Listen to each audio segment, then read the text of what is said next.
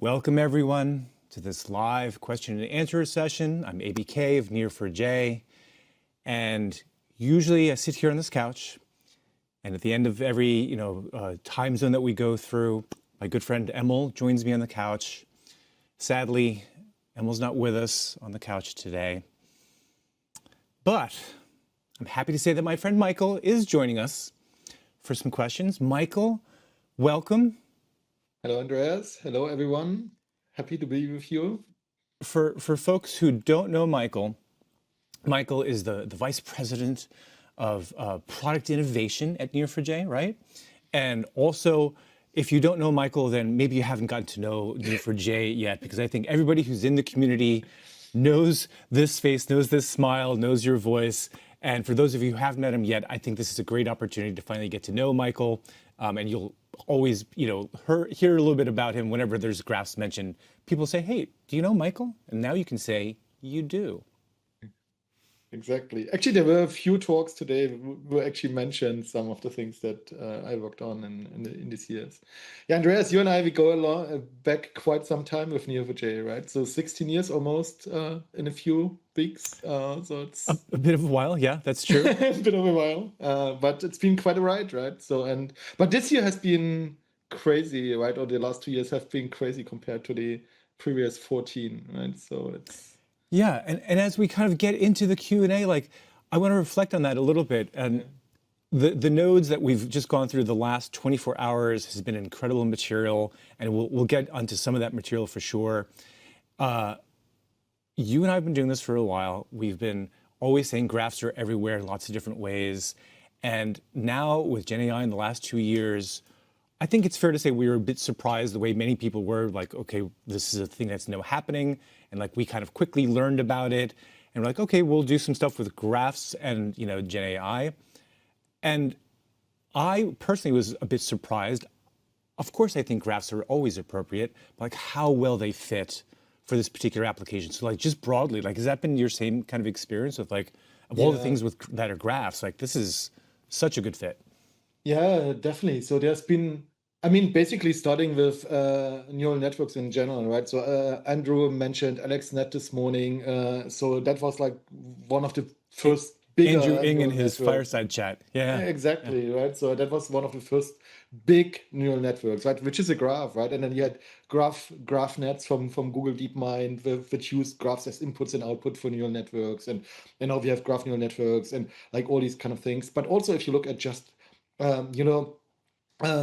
even agent networks, right? I don't know if you remember that the folks from Pydantic said basically graphs are everywhere when we build agents as well, right? Yeah. So because these connections between tasks and tools and everything. And I feel also from an research perspective, there's so much more happening with graphs as the data structure, as the universal data structure for a lot of things. And so it's not just the data graphs that we usually deal with, but it's also compute graphs, memory as a graph, for instance, and representational graphs as well. And so there's so much more as well, not just on the data side, so which makes me really excited for, what are all the areas that we have not yet touched with Neo4j and graphs, right? So, and that's something actually I'm really looking forward to in the next months and the next year to expand into these directions as well from a product side as well. And I want to reflect on that for a moment. You remind me of Emil's chat with Andrew, the Fireside chat, which was amazing. And along the way, Andrew mentions that he learns from other people all the time. Because Emil asked him, how do you stay up to date on things? And okay, there's reading research papers. I do that. I know you do that. But then nodes, it's amazing to me, the breadth and the depth of expertise and exploration, the variations that people have. I learn so much. I've been doing this for so long, then I come to nodes, session after session, I'm learning more things from this huge, amazing community of people who are doing things, right? Yeah. Within that, I guess I've got kind of two questions. One, do you think we've come to some best practices, let's say just around graph rag and knowledge graph construction, maybe that are common throughout the talks, and then there's lots of variations.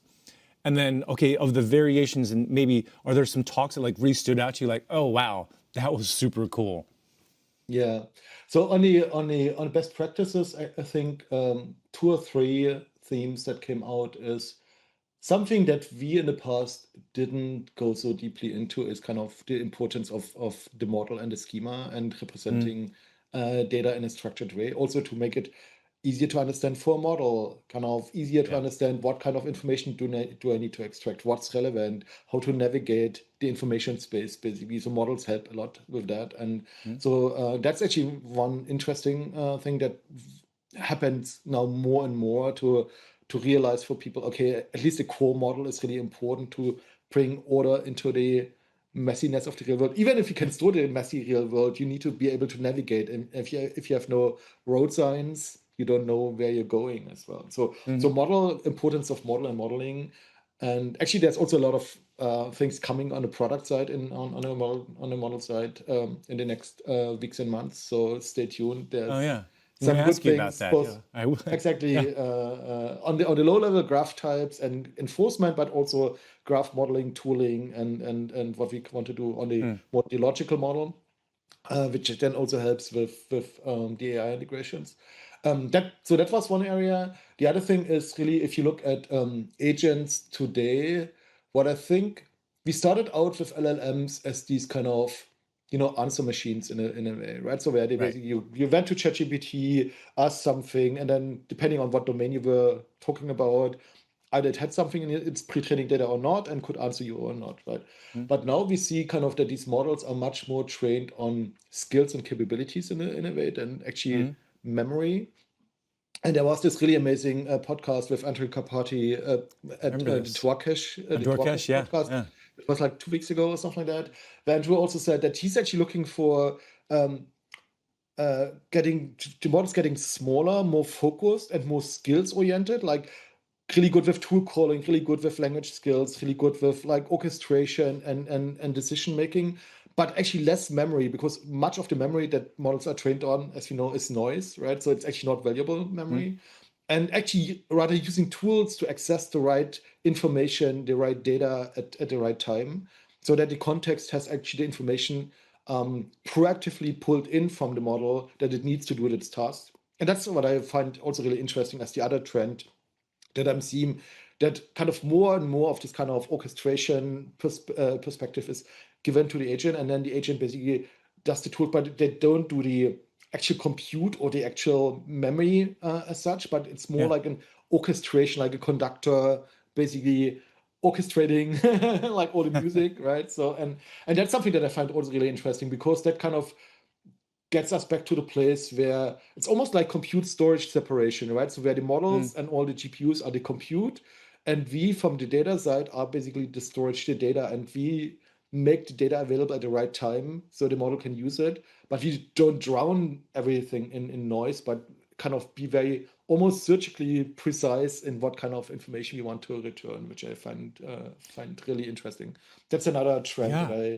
I've seen I think that's a really with this. great observation, and like in some ways, like it's a good kind of counterbalance to where's the weight of all the responsibility. Like when LLMs showed up, and they were like these magical boxes, these alien technology that had landed, and we're all just figuring out how to use them, and to some extent, worrying about okay, they're going to do everything, and then Andre Karpathy's observation that you just cited that like, well, actually, maybe their world knowledge that they've got, like all the text that they've got, they can recite Wikipedia pages, is distracting them from like just and distracting maybe the model builders from trying to really get towards general intelligence that it seems smarter because it knows lots of things and there's a component of being smart that is knowing things, but it's a little bit different than reasoning. And Yeah. that that shift on the model side, and of course he's talking mostly on the model side, but then as you're then observing, that changes how we build software, where maybe we don't put as much responsibility for like having the answers, I guess, on the LLM side. It's our job to provide, like RAG isn't just an option, it's like part of a good system. Like this is the right balance, like let the knowledge live where the knowledge exists, access the knowledge through tools, that sort of things. It kind of changes the Exactly. architecture a bit. Exactly, and also make the models actually more able, as you said, to reason about things. So it's basically moving basically this part of being able to work with complex data as a skill into the model, right? Yeah. But not as a memory, so you don't push the memory into the model. And for instance, I recently saw that OpenAI is training the GPT models on graph operations, right? So basically, they get past the graph in their reinforcement learning, and then have to do graph operations on that. So kind of, it's called graph bench, I think, if I remember correctly, or graph walk. And so it's actually, which is really interesting for us as well, because we provide the data to a model in the form of a graph, right? In the form of patterns and paths and so on. And now if the models are actually trained to do better with this kind of data shape, Yeah. it's actually beneficial as well, right? So because then they can do multi-hop reasoning over the data that they get from us as well, which then brings this all together as such, right? So which is super interesting, and so from that perspective, I think we are at the beginning. That's actually something else that um, Andrea said, which is we're not looking at the year of agents, but it's the decade of agents, right? Yeah. So everyone who thinks, oh, in a year it will be over and things will have changed, I think that's something where now we have this paradigm of like orchestration and tool calling and basically switching from the hard-coded if then else that we used to have or hard-coded workflows into a much more flexible and capable way of dealing with the complexity of the real world in terms of like decision making and so on. But I think this will be a paradigm that will last for quite some time as such, right? So it's basically almost, some people say like models are like the new software in a way, right? So where this kind of, where do you do your conditions, your processing of things as such, right? Yeah. So and that's definitely also a really interesting part where, okay, is this kind of the paradigm that we will see for the next 5 to 10 years to persist as such as well, right? So For sure. but you asked me about favorites or like I, highlights from notes, I right? did. So And there actually, were a few. Yeah. before we get Yeah. straight into that, I'm being a poor host at the moment. I had forgotten to remind folks who are listening or Oh, watching, put questions into the chat session here. I'm going to be paying attention to the chat. If you've got questions for me or for Michael, and as you can yeah. tell, Michael's happy to address a broad range of things. He's got lots of Totally. deep understanding, Everything. lots of interests as well. You can see behind him the Board range of his games. interests. So Yeah. anything that's on the screen on Michael, whether it is global graph or any of the games you see, or it is about AI, please ask those questions. I'll relay them to Michael. We'll get into it. But yes, Yeah. so from the sessions we've had, anything that stood out is like, oh my gosh, that was amazing. Yeah. So what I find really interesting is, as you already mentioned, is the kind of just the breadth of use cases. And so some sessions that I found really interesting is in the beginning of the day, we had a healthcare session that was basically about patient journeys and how to represent this kind of information and like how to deal with the different clinical ontologies and bring them together in a graph and then make this available as such. That was also kind of a recurring theme, was basically this dichotomy of using AI to create the graph and then also using AI to make it accessible and democratize access. So that was a very recurring theme Yeah. throughout the day as such. So that was a really interesting one, which also went really deep. By the way, there were lots of healthcare and life sciences talks, which I really enjoyed because I think the 21st century, it's not just the century of AI, but also the century of life sciences as well. So that's something Yes. that actually really close to my heart. And another one that was really interesting was the TripAdvisor talk, where they talked about kind of moving from semantic search or from just a topical search to semantic and graph search together. And they kind of described their journey and how they kind of migrated from the existing system to Neo4j and combined vector search and graph search together, and what they did basically to, you know, be more flexible but also more precise in searching the right attractions and points of interest for people looking for. And then in the second half of the day there was a really interesting one from EY on legal and financial use cases, everything from tax evasion investigations to compliance and other things. That was really interesting because it went really deep also on the domain side.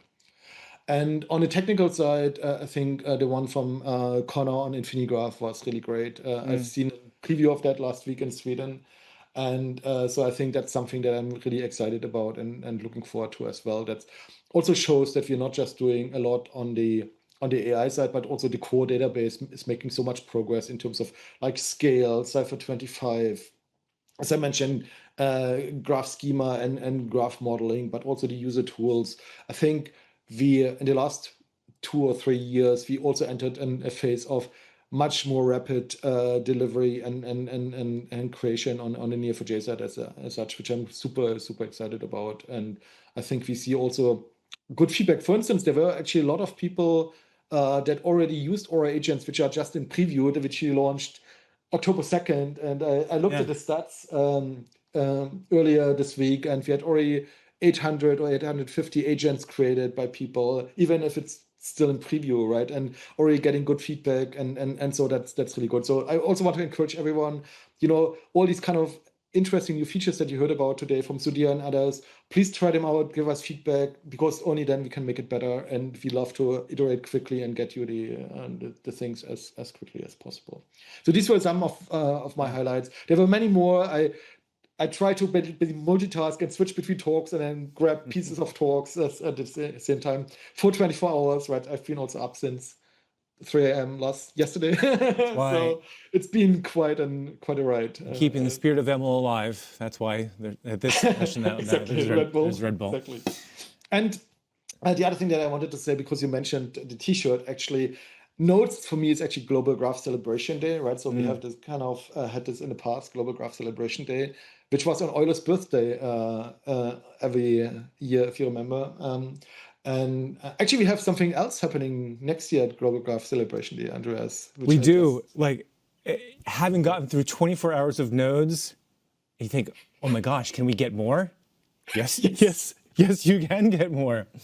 So, and part of it is because of like the pace of kind of change and like progress that's been happening throughout technology driven by AI these days, with, from RAG to graph RAG to agents to like now we're doing context engineering, not prompt engineering.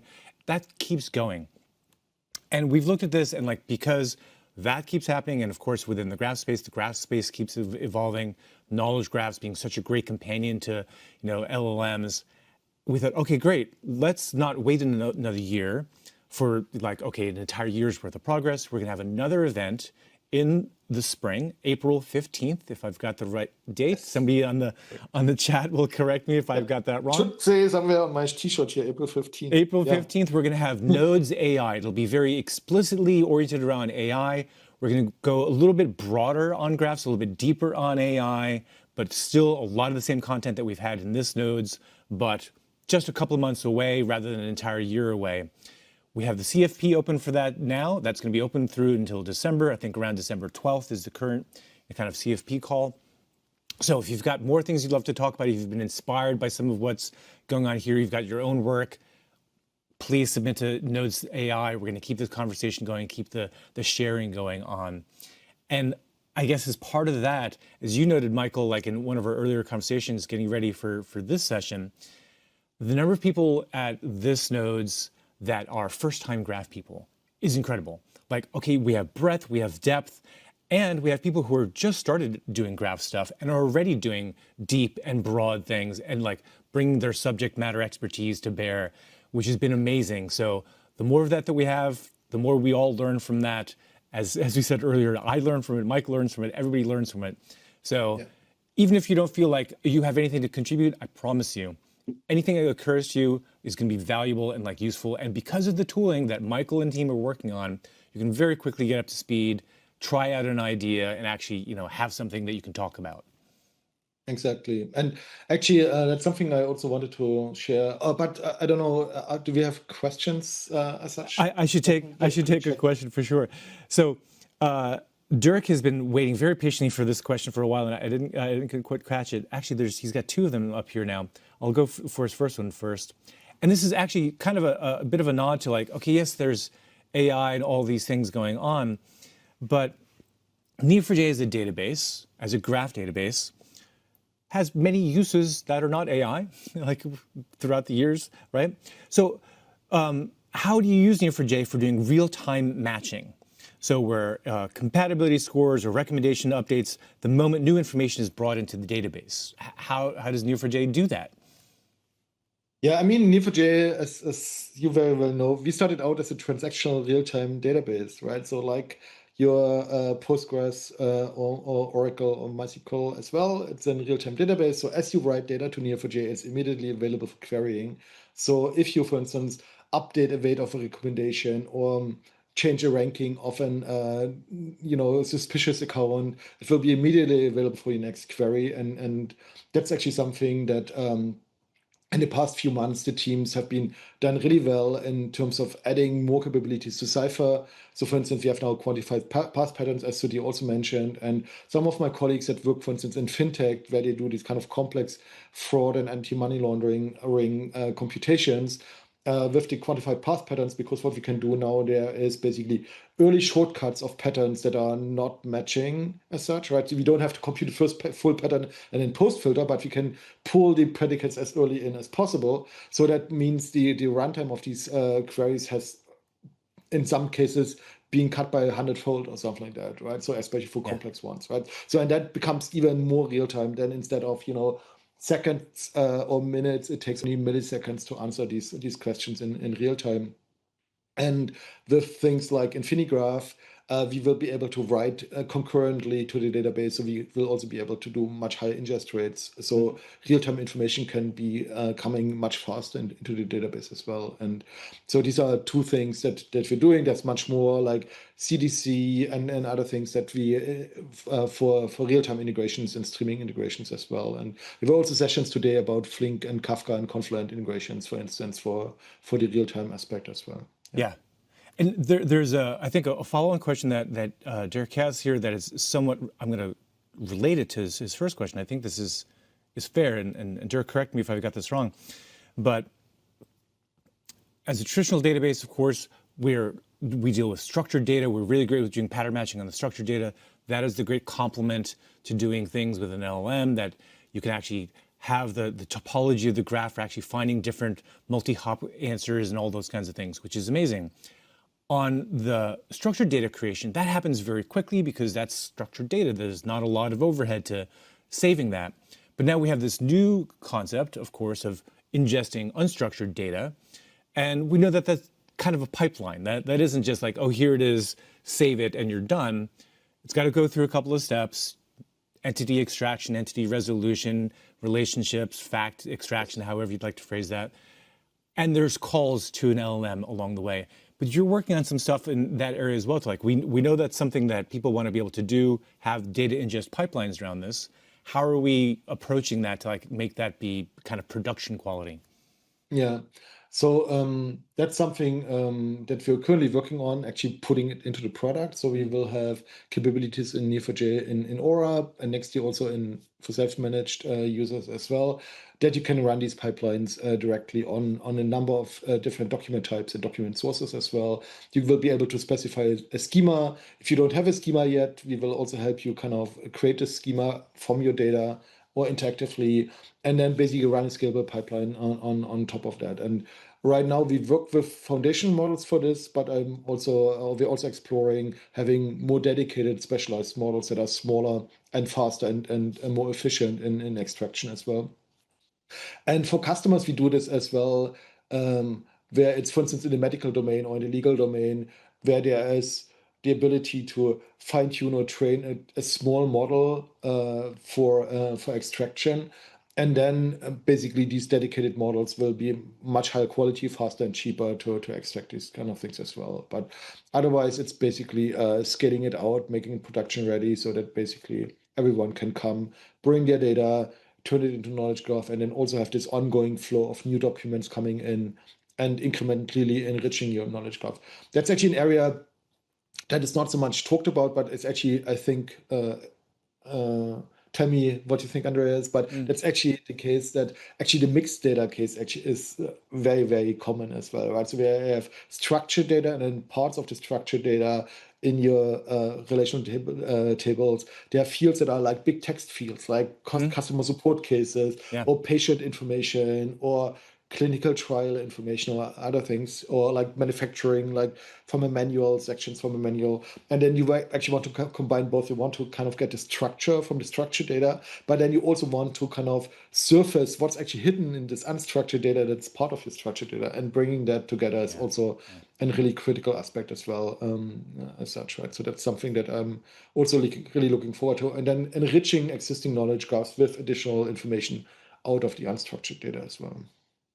Yeah, it just kind of keeps going, I think, right? Like that's one of the great things. And Yeah, certainly, heeding Andrew's advice to Emil about like, okay, if you're just going down this path, if you're just starting, don't go big, don't do your entire enterprise yeah, and let's just do the whole thing, turn it into a graph. I mean, we would love that, but start small with all of these things. Pick a small part of your data, both your unstructured data, if you've got some PDFs lying around, take some of them. Don't do everything at once. Figure out what's valuable in there. And the more you can correlate that with your structured data, a small part of your structured data, that's where you're going to find the best combinations of value for your business. To some degree, I always like to think that the structured data enterprises have is almost by definition where the value in the data is. Because otherwise, why do you have those systems? You've kept those systems, you've defined the systems, you've curated those systems. And when you can correlate those with the unstructured data that you're ingesting, then you're by definition correlating with what the business value. You're going to have more likely positive business results out of that, right? And then you can exactly. expand past that into like things that aren't yet represented because it wasn't naturally represented for sure. But Yeah. And that's small actually, bits are great. just because you mentioned it, that's actually one pattern that's really interesting, is because you can also look at this not as an extraction problem, but as a location or localization problem, right? So you have already your master data, let's say customers or products, or product parts. And then you have the documents. And then instead of extracting random pieces of information from these documents, you try to locate what you already have in your structured data in the Yeah. documents. And it's more about enriching the existing entities with the information, for instance, with new relationships or additional facts or findings or observations as such. So the quality and also the performance is much higher because your corpora or corpus of information is already fixed in your master data. And then you use this actually for localization in the unstructured data, which is actually a really common pattern as well. Yeah. In that spirit of like starting small and like kind of iterating as new people are discovering the power of graphs, whether they're here with us live right now or they're going to watch the YouTube broadcast later in the recordings, what's your guidance for people who are not yet drinking the Kool-Aid that you and I are clearly taking baths in? We're not even drinking the Kool-Aid. We're deep into the Kool-Aid, right? For people who are taking their first sip, where do they start? What's the right kind of first step for them?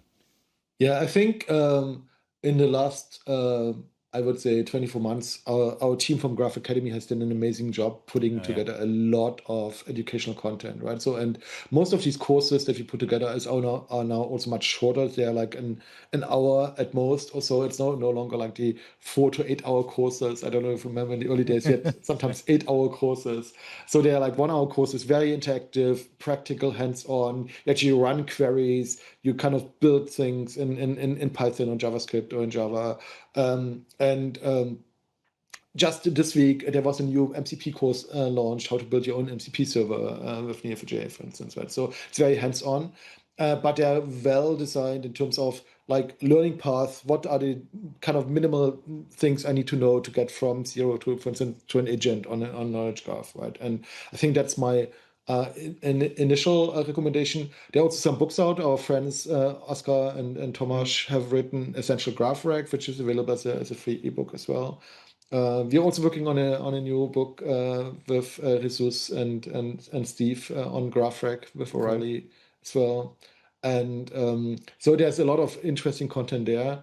But I think nothing beats basically building it yourself. And today it's actually much easier than ever. Fire up your favorite coding assistant, add the Neo4j MCP server, and get going. Basically, say, I want to build an application. You can use the MCP server to create your data classes from the schema in the database. You can validate your Cypher queries, all these kind of things that you Oh, had awesome. to do with copy and paste in the old times, or automatically generate unit tests or integration tests. all these kind of things can be massively accelerated. And I think, as you said, picking a small slice, a small use case, and doing it end to end is actually the best experience for learning. And that's what I usually also do when I pick a new technology or new language or so. Kind of pick something small, build something end to end, so I understand the whole ecosystem from zero to deployment, and then expand from there, like kind of the land and expand approach. And Yeah. that's what I think today makes it so easy, especially with MCP and coding agents. I think that something that really accelerates things a lot. Love it. All great advice. Michael, thank you so much for staying up this late. Thank you, Thank you, everybody, Andreas. for joining us for Nodes. This has been, as every year happens, an amazing Nodes. Thank you for all the contributions, for all the speakers. Thank you for your talks. Thank you for your thoughts. Thank you for what I've learned from them. Yep. And please, everyone, join in. It's a friendly bunch. Exactly. Join our community, build with us, and have fun in the Graph community. And we'll see you in April. All right, everybody. Yep. Take care, care. everyone. Bye.